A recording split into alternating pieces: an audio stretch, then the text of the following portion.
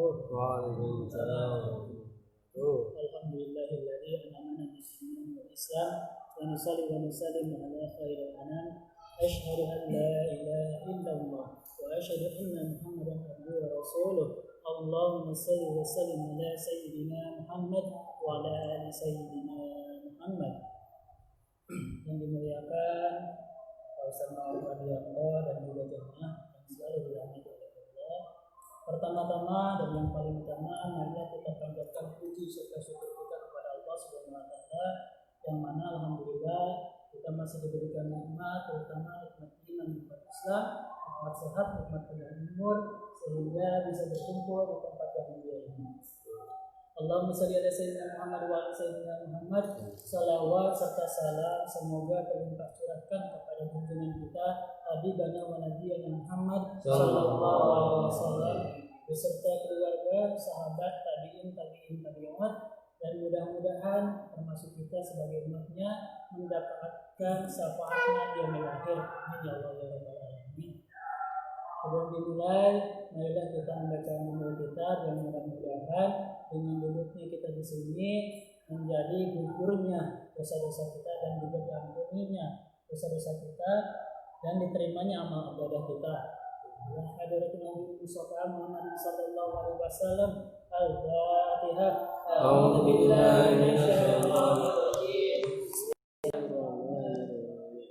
Alhamdulillahirabbil alamin. Ar-Rahmanir Rahim. Maliki yaumiddin. Iyyaka na'budu wa iyyaka nasta'in. Ihdinas siratal mustaqim. Siratal ladzina an'amta 'alaihim ghairil maghdubi 'alaihim waladdallin. Amin.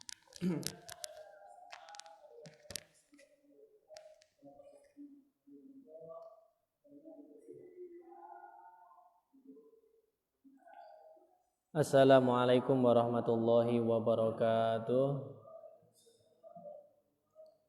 Alhamdulillahirabbil alamin. Alhamdulillahilladzi arsala rasulahu bil huda wa dinil haqq liyudhhirahu 'ala dini kullihi wa kafa billahi syahida. Asyhadu an la ilaha illallah wa asyhadu anna Muhammadan abduhu wa rasuluh. Allahumma shalli wa sallim wa barik ala sayyidina Muhammadin wa ala alihi wa ashabihi wa ummatihi ajma'in. La haula wa la quwwata illa billahil aliyyil azim. Hasbunallahu wa ni'mal wakil, ni'mal maula wa ni'man nasyir.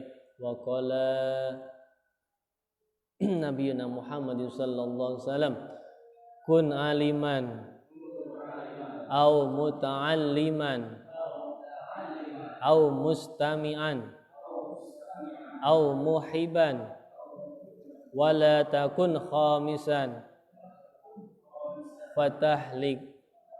Al-hadis. Jamaah malam Senin yang mudah-mudahan Allah muliakan, yang mudah-mudahan Allah panjangkan umurnya, yang mudah-mudahan Allah beri kesehatan selalu, dan mudah-mudahan segala amaliyah ibadah kita selama ini diterima oleh Allah Subhanahu wa taala. Amin. Allahumma amin. Diriwayatkan di dalam kitab Turatun Nasikhin, yaitu dari Tirmizi dan Ahmad, tatkala Allah Subhanahu wa taala menciptakan bumi itu bergetar dan goyang. Lalu Allah menciptakan gunung yang begitu hebatnya diletakkan di bumi sehingga bumi itu terdiam. Malaikat yang menyaksikan terheran-heran, ya Rabbi, sehingga timbul pertanyaan. Ya Rabbi, adakah sesuatu dari penciptaanmu itu yang lebih hebat daripada gunung? Gunung itu bisa membuat diam bumi. Allah Subhanahu wa taala menjawab, ada, yaitu besi. Karena gunung itu bisa dihancurkan, diluluh lantakan dengan besi, seperti bulldozer yang terbuat dari besi. Terus malaikat bertanya lagi, ya Rabbi, ya Allah, adakah dari penciptaanmu yang lebih hebat lagi daripada besi? Ada, yaitu api. Jangankan besi, baja pun kalau udah terbakar api akan meleleh. Terus dilanjutkan lagi, malaikat bertanya kepada Allah, ya Rabbi, adakah yang lebih hebat daripada api? Ada, yaitu air. Api segede apapun itu akan padam kalau disiram air. Terheran tambah terheran lagi, malaikat bertanya lagi, ya Rabbi Allah, adakah yang lebih hebat daripada api? Ada, yaitu air. Adakah yang lebih hebat daripada air? Ada, yaitu angin. Nah, laut yang begitu luasnya diterpa oleh angin, diombang-ambingkan, kapal yang begitu gedenya akan bergoyang atau goyang di lautan. Tuh, ombak akan semakin gede kalau anginnya semakin gede. Air kalah dengan angin. Terus malaikat bertanya, ya Allah, adakah yang lebih hebat, lebih kuat dari semua itu? Ada. Allah menjawab, yaitu anak Adam yang menyedekahkan tangan kanannya sedangkan tangan kirinya tidak tahu. Artinya infak atau sedekah yang terbaik dengan hati yang tulus dan ikhlas. Sedekah hati ikhlas, sedekah hati tulus lebih hebat daripada semua yang awal tadi. Dan berbicara mengenai sedekah, telah kita bahas bersama di hadis arba'in, sedekah tidak hanya berupa harta, ya. Kullu ma'rufin sodakoh, setiap kebaikan adalah sodakoh. Bacaan subhanallah sodakoh, tahlil sodakoh, takbir sodakoh. Dan dinyatakan setiap tulang tubuh manusia wajib pada waktu pagi hari itu disedekahin, wajib. Nah, dengan apa mewajibkan kita? Dengan zikir atau sholat atau baca Quran. Karena kullu ma'rufin sodakoh, setiap kebaikan yang kau lakukan adalah sodakoh, ya. Bahkan kita pun diajarkan sodakoh yang paling ringan, tabassumuka fi wajhi akhika sodakoh, senyum di hadapan saudaramu itu sodakoh. Tapi kalau senyum sendiri bukan sodakoh, ya. Wajhi akhi, di hadapan saudaramu. Jadi ada di hadapan saudaramu, bukan senyum sendiri di kamar, di jalan, itu bukan sodakoh. Tapi kalau ada sahabat kita ketemu senyum sodakoh. Bahkan kita kemarin sudah membahas sodakoh tapi tidak diperbuat apa? Mengurungkan niat jahat. Tuh, kita mau berbuat jahat, Masya Allah, gak jadi itu dinamakan sodakoh. Tuh ya, tuh, Masya Allah. Makanya kita berlomba-lomba setiap hari sodakoh, walaupun yang terkecil, walaupun sangat ringan, tapi itu sangat hebat daripada tadi penciptaan Allah yang lainnya itu. Makanya kita istiqomahkan tetap sodakoh. Minimalnya bukan bukan berupa uang atau harta, kita dengan senyum, dengan perkataan baik untuk mewajibkan atau memenuhi kewajiban tulang rusuk kita setiap hari, ya, itu dengan sodakoh. Kita lanjutkan hadis nomor 39. Alhamdulillah, hari ini mungkin hari terakhir untuk pembahasan hadis arba'in, ya, udah selesai. Kita lanjutkan besok kitab yang lain. Alhamdulillah. 39. Ani Bani Abbas anna Rasulullah qala innallaha tajawaza li an ummati al khata'a wan nisyana wa mastukrihu alaih. Dari Ibnu Abbas radhiyallahu anhu berkata, bahwasanya Rasulullah sallallahu alaihi wasallam bersabda, sesungguhnya Allah Subhanahu wa taala mengampuni aku atas umatku, yaitu kesalahan yang tidak disengaja, yang lupa, dan segala sesuatu yang dipaksa. Jadi Allah itu akan mengampuni dosa-dosa kita atau ma'fu, ya, memaafkan dosa kesalahan kita yang tidak disengaja. Kalau disengaja dosa, tapi bisa terhapus dengan taubat. Tapi kalau tidak disengaja tidak dosa. Terus lupa juga tidak dosa. Seperti halnya kita puasa, ya. Puasa pada waktu siang hari kita merasa haus dan lapar, lupa bahwa hari itu pada waktu puasa, langsung minum saja, cekuk. Wah, habis minum ingat, wah saya itu puasa, dibatalkan atau dilanjutkan puasanya? Lanjutkan karena lupa, tidak membatalkan puasa. Ya lupa karena lupa kok. Tuh. Terus dan sesuatu yang dipaksa. Dulu zaman dulu banyak sahabat dipaksa untuk murtad ya. Itu dipaksa, tetap imannya diterima oleh Allah karena murtadnya dipaksa. Contoh lagi kita dipaksa siang hari kita di tengah perjalanan ketemu perampok misalkan. Dipaksa untuk makan.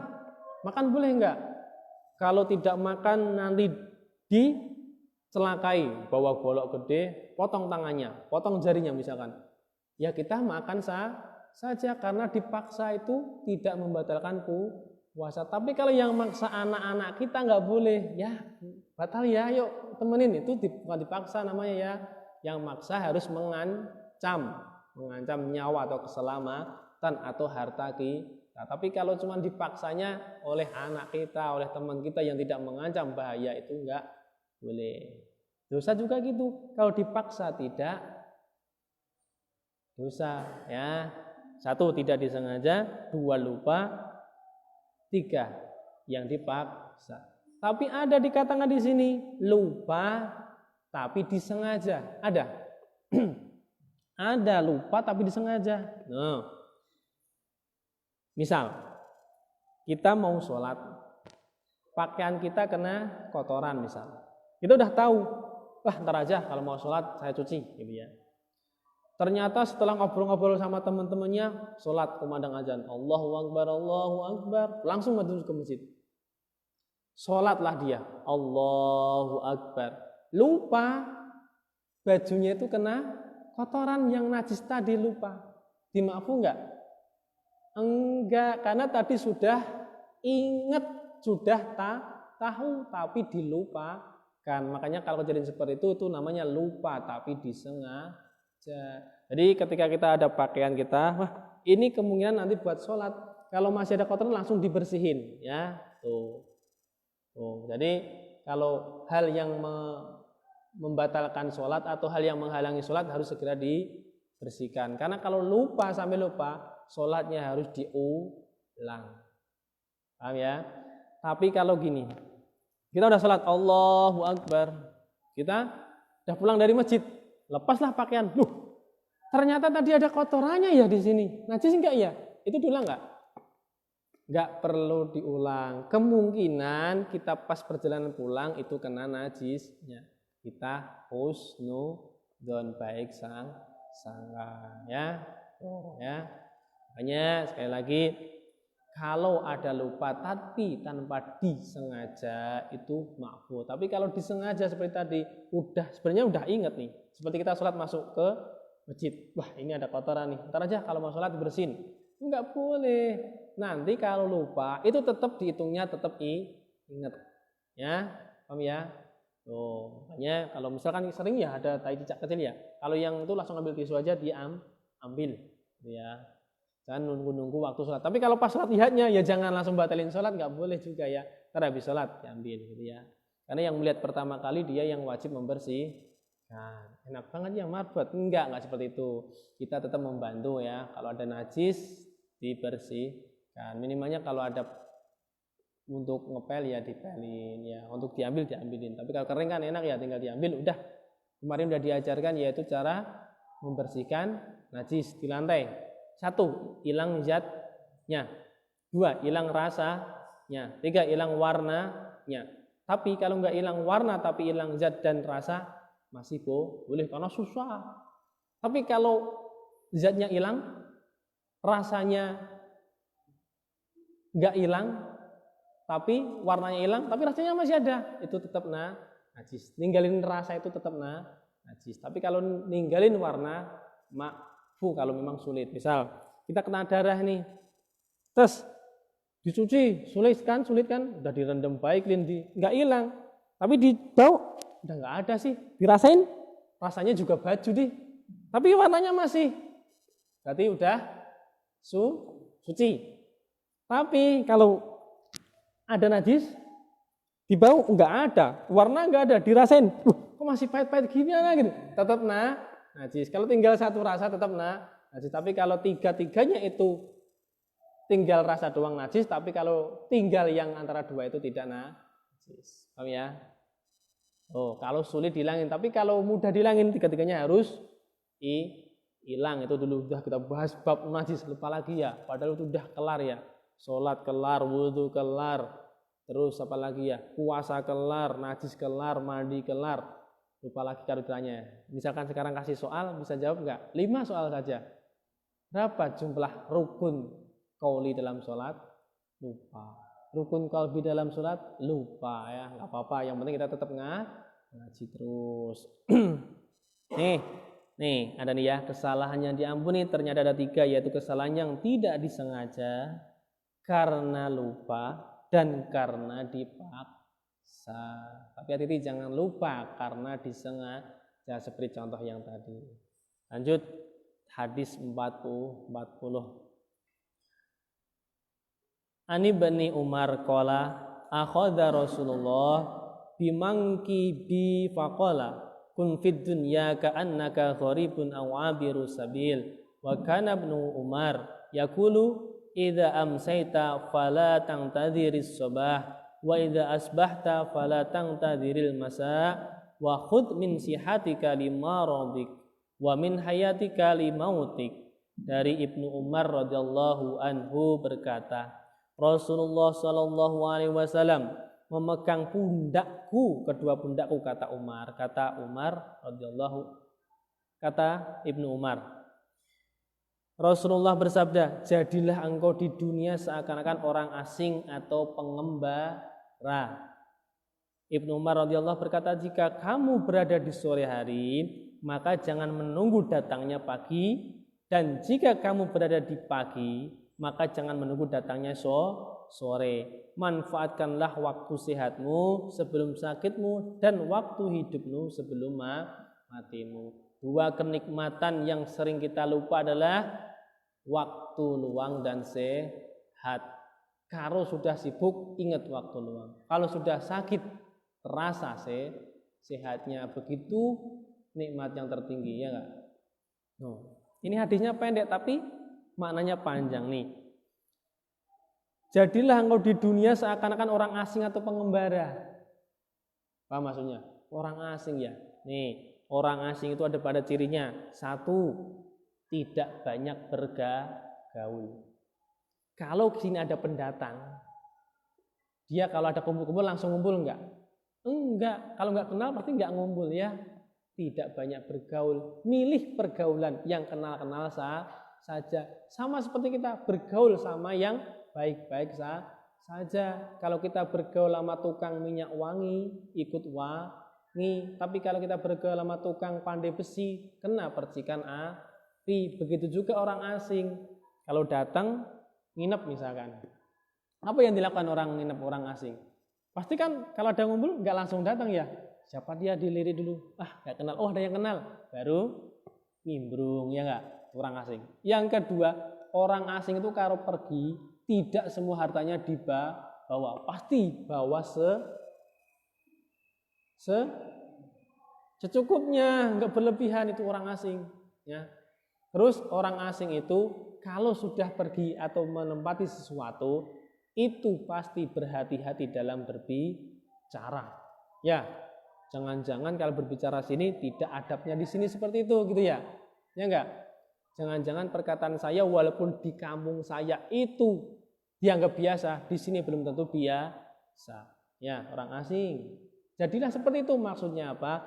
Hidup di dunia, 1, jangan mudah bergaul sama orang-orang yang tidak menguntungkan kita.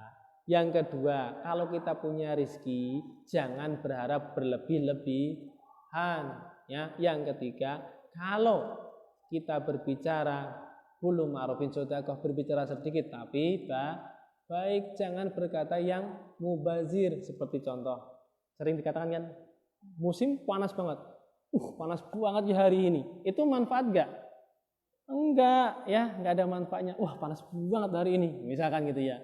Walaupun itu tidak dosa, tapi tidak bermanfaat. Ya, itu sama aja udah situasi seperti itu, tapi diperjelas gitu ya, tidak ada manfaatnya. Mending alhamdulillah ya kalau misal panas kayak gini ada yang beliin es misalkan gitu yang lebih bermanfaat. Kalau ada benar ya teman kita membeli, nah pilihlah kata-kata yang bijak dan jadilah pengembara itu apa? Musafir. Nah, apa musafir? Musafir itu kalau mau pergi pasti dia perhitungan dulu. Nyampe enggak dengan saya bekal seperti ini untuk perjalanan? Ya enggak? Kalau kita mau pulang kampung pakai uang enggak? Pakai. Coba enggak punya uang pulang kampung enggak? Nebeng ya. Itu misalkan. Itu sama musafir itu meneliti dulu, apakah saya bekal ini untuk pulang itu saya cukup? Begitu juga hidup. Apakah saya besok di akhirat ketika mati itu cukup bekal saya gitu loh. Ya, ini maksudnya seperti itu nasihatnya. Jadilah engkau di dunia seakan-akan orang asing atau pengembara. Ya, kalau pengembara kan bekalnya cukup walaupun tidak berlebihan. Ya, seperti sudah kita sholat 5 waktu dalam sehari. Sudahkah kita baca Quran hari ini misal ya, tuh itu buat bekal kita akhirat. Dan dilanjutkan Ibnu Umar radhiyallahu berkata, jika kamu berada di sore hari maka jangan menunggu datangnya pagi, dan jika kamu berada di pagi hari maka janganlah menunggu datangnya sore. Maksudnya kalau kita sudah pada waktu melaksanakan suatu, nikmati, jangan entar-entar, jangan ditunda-tunda. Biasanya kan ya tunda-tunda ya. Baca Quran entar aja lah. Mumpung ada waktu ya baca Quran saat itu juga, misalkan ya. Mau berbuat baik ditunda-tunda, enggak boleh karena belum tentu sore hari kita ketemu lagi waktunya. Maksudnya hari itu juga kalau bisa melakukan kebaikan kerjakanlah, jangan ditunda waktunya. Gitu ya. Paham? Jangan menunggu, karena kalau menunggu itu belum tentu kejadian, karena tidak ada yang tahu, siapa yang tahu umur kita sampai mana gitu ya. Jangan menunggu nih, jangan menunggu datangnya sore hari. Manfaatkan waktu itu juga, gitu loh ya. Nah, makanya kalau kita sholat, besok aja saya kusuknya. Jangan, waktu itu juga kalau kita bisa kusuk, maksimalkan kusuk, gitu loh ya. Itu maksudnya tidak boleh kita menunggu untuk berbuat baik yang entar-entar gitu ya. Tidak boleh menunda waktu berbuat baik. Dan dilanjutkan, manfaatkanlah waktu sehatmu sebelum sakitmu dan waktu hidupmu sebelum matimu. Lah maksudnya untuk berzuhud pada dunia. Apa zuhud? Zuhud itu tidak bergantung. Kalau zuhud pada dunia berarti tidak bergantung pada dunia. Zuhud pada harta tidak bergantung pada harta ya. Karena orang yang paling bahagia di dunia adalah orang yang paling zuhud. Apa ciri zuhud? 1, tidak membandingkan kondisi keadaan diri kita dengan orang lain. Itu zuhud. Pasti akan bahagia, ya enggak? Coba, yang bikin kita enggak bahagia apa? Mesti membanding-bandingkan kan ya? Si fulan ini banyak ininya tuh. Coba. Zuhud itu cirinya atau bisa menjadi bahagia, 1, ada 2 antaranya. 1, tidak membandingkan kondisi kita dengan kondisi orang lain. Selama itu kita bisa, kita akan memperoleh kebahagiaan. Hadisnya sahih jelas. Ini maksudnya seperti itu ya. Pernah kita tidak membandingkan? Ya, pernah ya. Kita membandingkan terus ya. Satu kerja, sawang sinawang kalau bahasa Jawanya ya. Itu pasti ada benda-benda, tapi mulai sekarang diminimal coba. Saya, kamu gitu loh. Jangan dibandingkan antara saya dan kamu. Yang kedua, husnudzon kepada Allah. Setiap rezeki yang Allah kasih, setiap ujian yang Allah kasih pasti itu terbaik bagi kita. Kalau orang udah memegang 2 prinsip ini pasti dijamin bahagia. Enggak usah banyak harta, pas aja yang penting ya. Pas beli ini ada gitu ya. Enggak. Yang penting ada 1, tidak memberikan kondisi kita dengan kondisi orang lain. Yang kedua, husnudzon. Setiap husnudzon artinya baik sangka. Setiap yang Allah kasih, misal kita sakit, pasti ini ada hikmahnya saya sakit. Menghapus dosa. Menghapus kesalahan. Tuh. Misal dikasih udah berhati-hati di jalan, tapi masih jatuh juga. Allah ngasih yang terbaik. Itulah ya. Nah, apa yang terbaik maksudnya? bahwa setiap sesuatu itu pasti dengan izin Allah. Enggak mungkin. Kan banyak ya orang yang ngeluh ya. Ya Allah, kalau saya tadi enggak jadi berangkat pasti enggak seperti ini. Enggak, jangan menyesal. Karena setiap kejadian pasti Allah izinkan. Allah yang mengizinin gitu loh ya. Tuh. Kalau udah yakin seperti itu, bahagia akan timbul. Makanya kenapa kalau kita kadang gelisah, itu karena dua hal tadi masih ada di diri kita, masih membanding-bandingkan kita dengan orang lain dan masih buruk sangka kepada Allah. Padahal baik sangka itu sangat susah ya. Kayaknya gampang tapi sangat susah. Ya, sangat susah. Tapi kalau itu udah bisa sedikit-sedikit, maka insya Allah bahagia akan tidak dapat. Itu hadis nomor 40. Kita lanjutkan 41. Kalian kelarin ya. An Abi Muhammadin Abdullah bin Amri bin Asim qala Rasulullah la yu'minu ahadukum hatta yakunu huwa taba'an lima ji'tu bih. Dari Abu Muhammad Abdullah bin Amr bin Al-As radhiyallahu berkata, Rasulullah sallallahu alaihi wasallam bersabda, tidak dikatakan beriman salah seorang di antara kalian hingga hawa nafsunya mengikuti apa yang aku bawa. Maksudnya paham? Gini, nafsu itu apa? Nafsu itu baik atau buruk? Nafsu itu tidak baik, tidak buruk. Nafsu itu sedang-sedang. Ya, nafsu itu karena diartikan keinginan, itu nafsu. Kan biasanya kalau nafsu banget itu ya, itu padahal nafsu itu tidak buruk. Tapi kalau disertakan dengan dolalah, nafsunya dolalah itu buruk. Kalau mutmainah berarti baik. Contoh, kita mau udah waktunya sholat dan pengen buru-buru aja, pengen buru-buru sholat terus, nafsu untuk sholat. Ada nafsu untuk sholat. Ada sebenarnya itu paling bagus ya. Kita pernah enggak, kalau nafsu paling nafsu makan ya enggak, nafsu yang lain-lainnya. Nafsu udah pengen banget saya sholat itu, gitu loh. Pernah dengar? Jarang ya. Udah pengen banget saya itu sholat, yuk sholat tuh. Enggak ada. Kalau udah adzan aja yang datang 1-2 ya, enggak pengen sholat kok. Padahal nafsu, ayo pengen sholat, bangun, saya pengen adzan misal, nafsu untuk adzan, bagus. Loh, tidak beriman, dikatakan beriman di antara kalian hingga hawa nafsunya mengikuti apa yang aku bawa. Maksudnya Rasulullah ya. Apa? Sunnah. Kemarin udah sampai kita bangun dari subuh. Sekarang berangkat kerja. Ketika kita berangkat kerja, apa yang kita lakukan? Keluar rumah dengan kaki kanan. Bismillahi tawakkaltu 'alallahi la haula wala quwata illa billah hil alil azim. Niatkan itu sunnah, dapat pahala sunnah. Langkahkan kaki kanan, dapat pahala sunnah. Naik motor. Pas naik motor, ucapkan malah setiap perbuatan yang dilafalin bismillah akan berbuah kebaikan. 3 sunnah. Ketika perjalanan kita sholawatan, 4 sunnah. Setelah sampai PT, alhamdulillah 5 sunnah. Tuh. Pernah kita melakukan 5 sunnah dalam perjalanan doang? Jarang ya, karena kita lupa. Dan lupa itu karena ditutupi dengan dosa. Dan dosa disebabkan oleh nafsu yang nafsu yang jelek. Nah, setelah sampai PT, kita kerja nih. Niatkan pas kerja itu bismillah, kerjaku ini nyari nafkah wajib. Jadi selama kerja itu dinilai ibadah. Kerja menafkahi keluarga kan jihad ya. Tuh.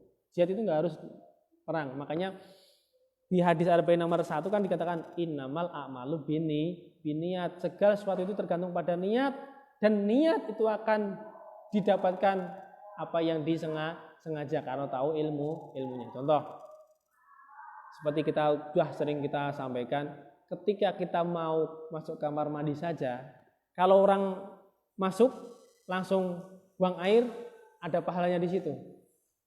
Enggak ada ya sama sekali. Tapi kalau kita melaksanakan sunnah, misal mau masuk kaki kiri, sebelum masuk baca Allahumma inni a'udzubika minal khubsi wal khaba'is 2. Setelah itu duduk 3. Baru duduk aja udah 3 sunnah. Kita baru buang air kecil, itu udah dapat sunnah 3. Keluar dengan hufronaka, baca alhamdulillah 4 sunnah. Tuh. Kalau di dalam nambah sunnah lagi bisa tutup kepala. Kalau nggak ada apa, gayung aja tutupin, nggak apa-apa. Sunnah ya, tutup kepala sunnah. 5 sunnah. sunnah. Udah kita ngelakuin seperti itu. Jarang ya. Pokoknya yang kita lakuin aja coba. Mulai sekarang kayak hadis yang terakhir ini. Kalau nafsu mudah mengikuti aku seperti sunnahku, semua akan bernilai pahala. Makan kalau orang biasa kenyang doang udah. Tapi kalau makan ala Rasulullah selain kenyang dapat pahala. Bismillahirrahmanirrahim. Allahumma barik lana bima royaktana wa qina adzabannar. Ternyata di dalam Allahumma barik lana royak itu ada kata asmaul husna ar-royak. Barang siapa melanggengkan bacaan ar-royak ketika mau makan, maka akan dicerdaskan otaknya tuh. Ternyata terselip di situ ar-royak tuh. Masa ya Allahumma barik lana bima royaktana wa qina adzabannar. Satu sunnah. Tangan kanan. 2 sunnah. Terus dengan jari-jari 3 sunnah dengan sendok. Kalau sendok dapat kanan tangan ya. Muluk ya. Muluk dalam bahasa Jawa ya. 3 sunnah. Ambil yang terdekat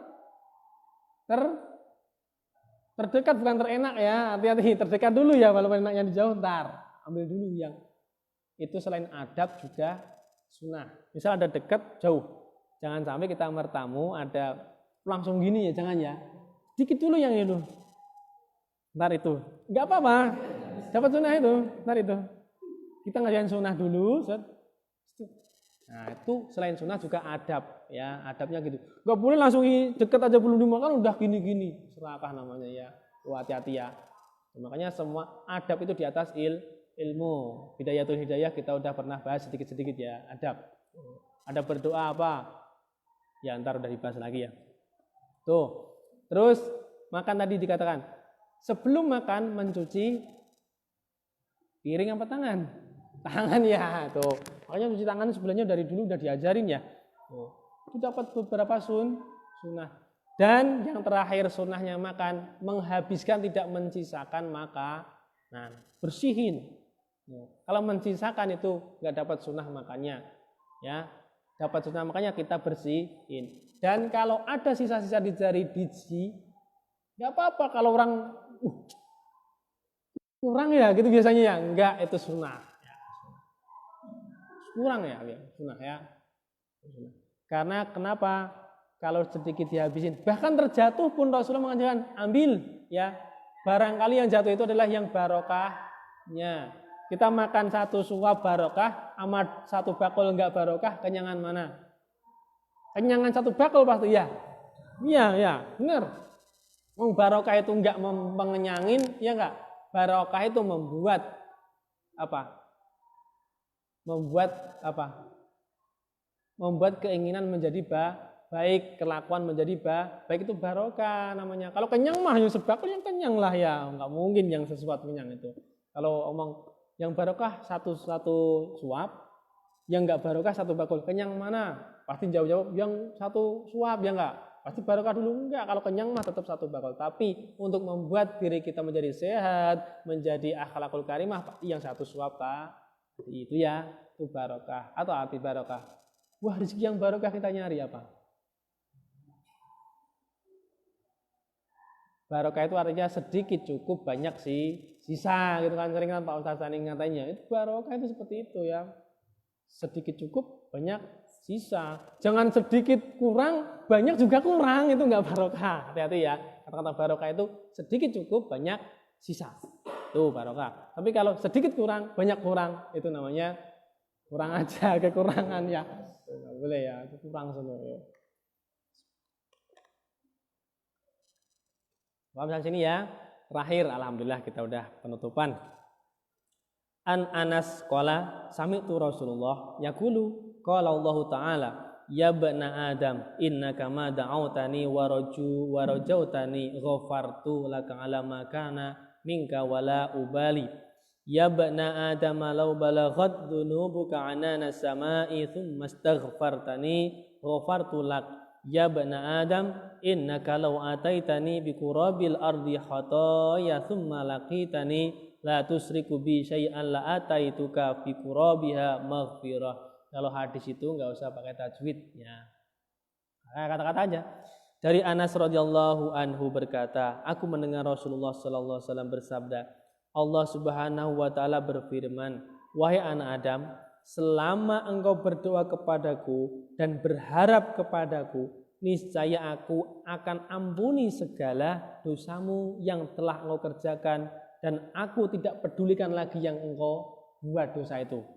Wahai anak Adam, jikalau dosamu membumbung setinggi langit, engkau meminta ampun kepadaku, pasti engkau aku ampuni. Wahai anak Adam, seandainya engkau datang kepadaku dengan kesalahan sepenuh bumi, kemudian engkau bertemu denganku dalam keadaan tidak menyekutukanku sedikit pun, pasti aku mendatangimu dengan ampunan sepenuh bumi pula. Makanya sering dikatakan keistimewaan maha rahmatnya Allah itu tidak tertandingi. Seperti kita mau mendekat 1 langkah, Allah 1000 langkah mendekat kita tuh. Kita mau ya Rabbana, Allah langsung.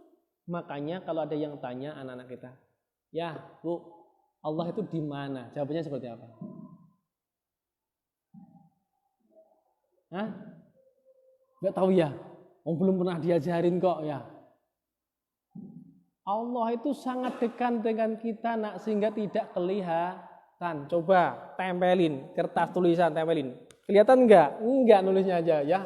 Terus betul, Allah itu sangat dekat sehingga tidak kelihatan. Kan hadisnya jelas ya. Aku itu sedekat seperti nadimu sendiri ya enggak? Ada kan? Hadis Qudsi ya. Makanya Allah itu sangat dekat katanya. Sangat dekat dengan kita sehingga tidak kelihatan. Sama.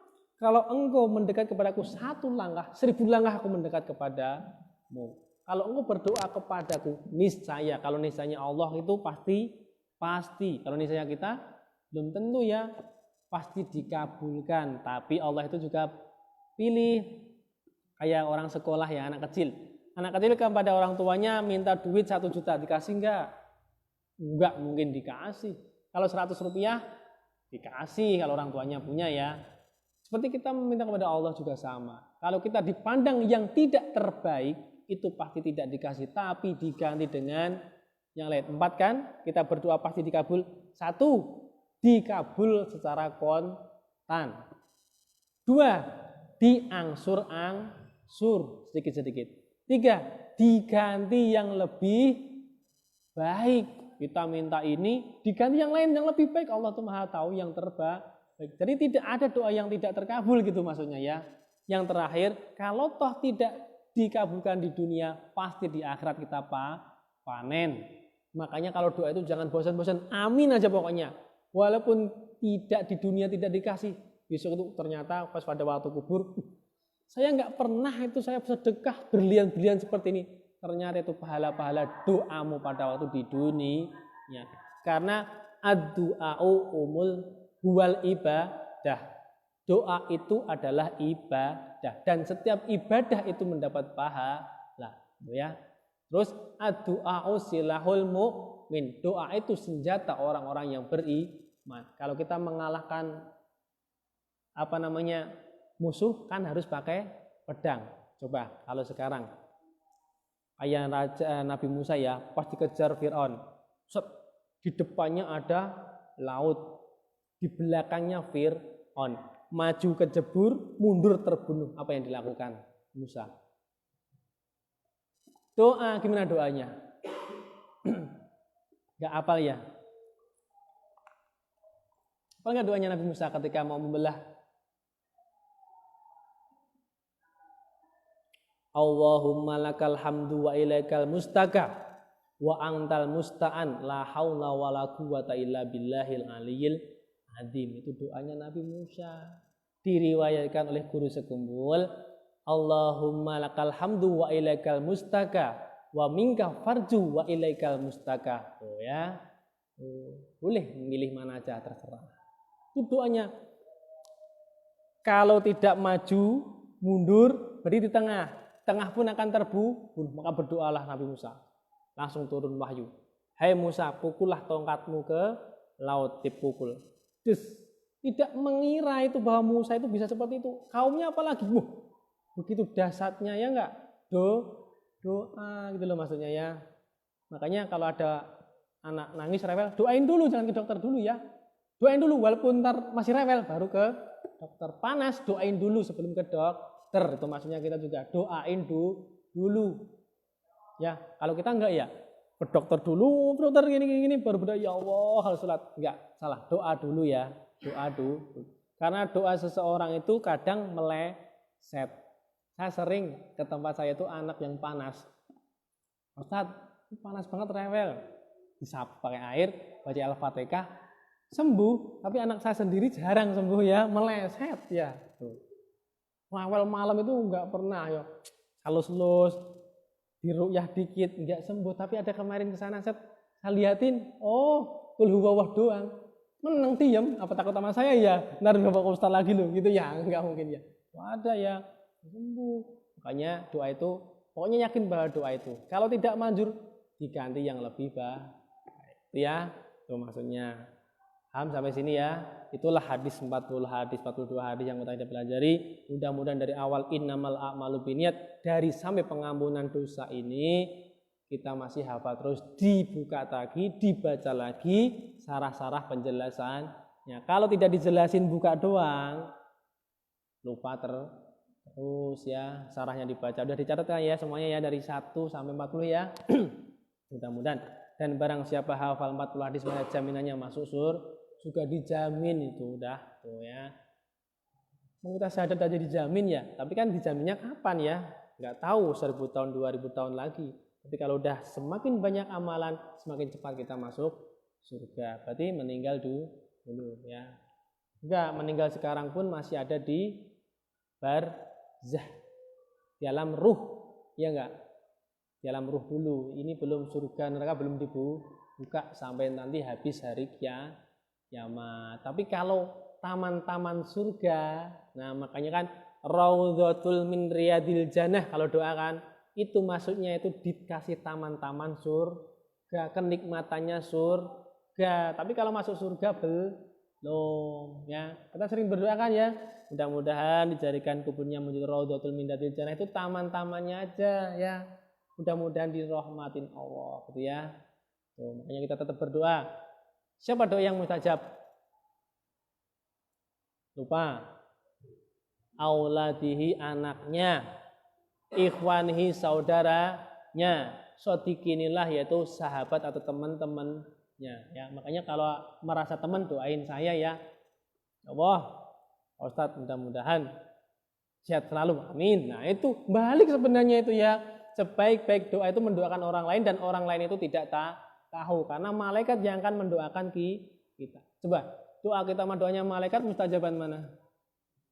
Pasti malaikat, malaikat gak punya dosa. Kan penghambat doa itu adalah dosa. Banyak gak dosa kita? Kalau jawab sedikit itu sombong berarti. Banyak itu ya. Banyak. Wong kita tadi baru melek lupakan syukur itu udah termasuk kufur ya. Hanya astagfirullah, saya lupa bersyukur hari ini. Udah bersyukur hari ini? Belum ya? Belum pasti ya, lupa ya. Lupa, coba bersyukur. Alhamdulillah ya hari ini udah bangun lagi. Coba kalau bangun dari tidur, alhamdulillah masih bangun, masih bisa melek. Coba kalau merem terus ya itu minimalnya kita tetap sehat ya enggak? Masih seger, alhamdulillah gitu ya. Coba baru syukur itu dari pagi dulu ya, jangan udah pulang kerja, alhamdulillah udah semua. Pagi-pagi kemana aja tadi ya, syukur dulu ya, syukur baru. Makanya iyyaka na'budu wa iyyaka nasta'in, aku memohon kepadamu baru meminta pertolongan. Aku doa dahulu baru mohon pertolongan gitu ya, nggak boleh dibalik. Makanya tetap hablum minallah itu nomor pertama, hablum minannas nomor kedua, utamakan Allah ya. Itu saja yang dapat disampaikan, mudah-mudahan bermanfaat. Kita lanjutkan malam Senin besok dan selalu bawa kitab tulisan, ditulis yang paham biar dibaca-baca besok lagi ya. Ketika lupa tetap ada catatannya sehingga kita bisa mengingat kembali akan pelajaran yang telah disampaikan ya. Mungkin dari tadi jam 8 udah dengerin semua tapi banyak yang lupa ya. Ya nggak apa-apa, yang penting udah tetap ngaji. Orang ngaji duduk aja itu dinamakan udah seperti musafir, dan musafir itu doanya diijabah. Dan ngasih sedekah sama pelajar atau menuntut ilmu berapa kali? Kalau ngasih sedekah kepada fakir miskin kan 10 kali. Sanak family 10 kali.